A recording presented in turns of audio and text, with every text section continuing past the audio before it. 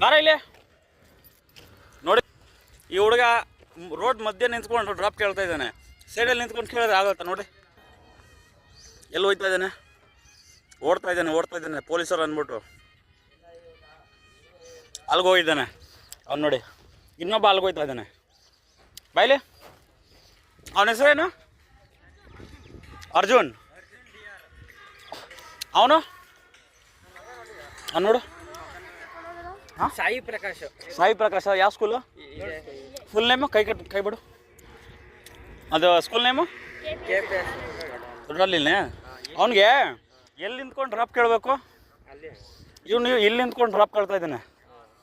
ನಾಳೆ ಅವನಿಗೆ ನಾನು ಯೂಟ್ಯೂಬರು, ಅವನಿಗೆ ಸರಿಯಾಗಿ ಕ್ಲಾಸ್ ಕೊಡ್ತೀನಿ ಅವನಿಗೆ.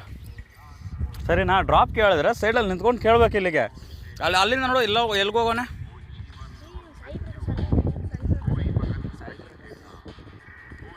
ನೋಡಿ ಎಲ್ಲಿಗೆ ಹೋಗೋಣ.